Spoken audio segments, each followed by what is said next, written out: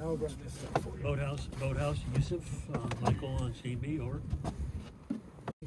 20 meters. 25 meters. Okay. What are you reflecting About on? 70. What 70 meters? 70 meters. Yeah, 70 meters, okay. Yeah, there's Perky.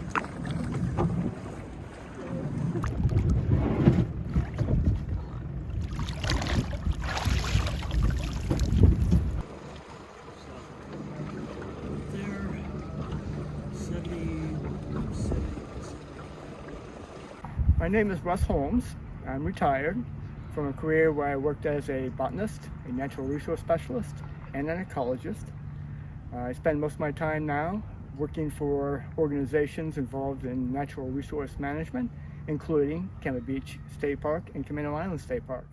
Currently, I'm working on a project which uses this underwater remotely operated vehicle, ROV, to monitor sunflower stars and to document sea life. We are currently monitoring sunflower stars for Seastar wasting disease, and we are submitting that data to a researcher in California, which is doing research on sea stars and monitoring Seastar wasting disease all along the West Coast from California to Alaska. Okay, I am Michael Kite. I'm a retired consulting marine biologist. As part of my retirement, I volunteer with the Center for Wooden Boats here at Kemah Beach, and I also monitor since 2014 sea stars for the Seastar Wasting Disease Program out of the University of California, Santa Cruz.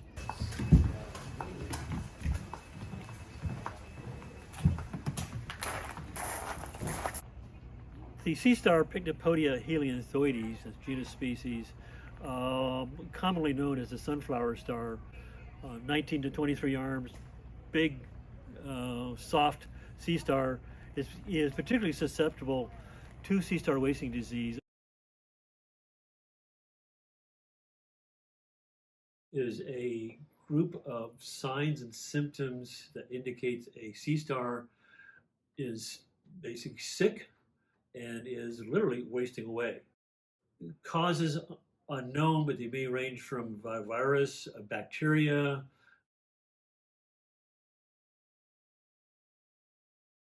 Through its predator activities, it eats just about everything, including other sea stars, sea pens, snails, clams, barnacles, anemones, you name it, it eats it.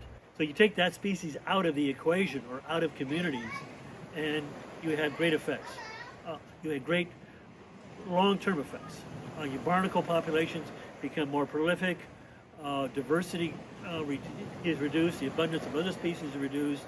Actually, you lose some species because of that, and it goes on and on. Hi, I'm Anna, and I am volunteering this summer with Kemah Beach Foundation and also with the state parks. And so I'm doing the interpretive naturalist education stuff, but also working with the foundation to do sea star wasting surveys with this cute little ROV. I was particularly excited about getting involved with this project because I'm studying biology, but I've always had a curiosity for the marine environments. And this is a really cool look into some environments that you can't just see by tide pooling. And so we're able to go to like 200 feet down or just offshore, or all of these different environments that have different creatures out there. So I think that's really fun to see the artificial reefs, and then lower down there's octopus and shrimp and crabs, and it looks like kind of a space weird alien kind of thing. So it's been really exciting and cool to be able to experience that and do kind of the stuff that actual marine researchers do and use.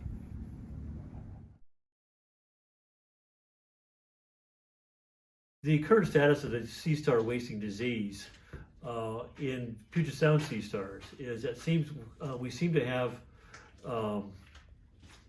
small outbreaks where we'll get a a group of sea stars, like here at Kama Beach, where we'll find 4 or 5 or 6 sea stars at a bad time.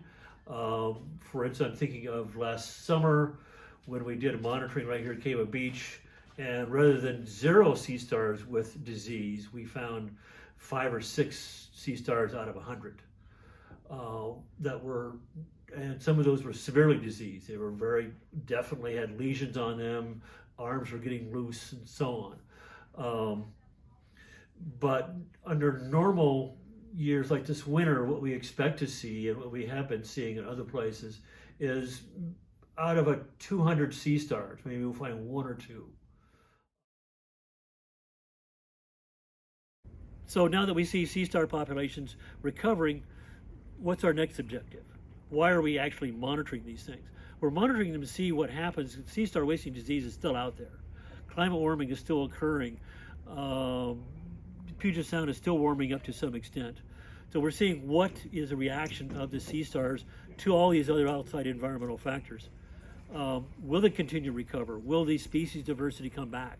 Will the less common species that we saw in the 1990s, for instance, come back ever? What happens with the prey populations, the mussels, the barnacles, the sea anemones, the other sea stars, the many species which the sea stars prey on? So what happens to those populations as the sea stars come back?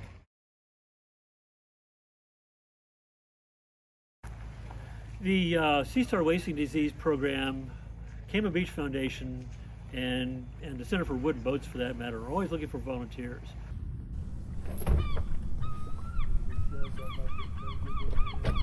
Negative.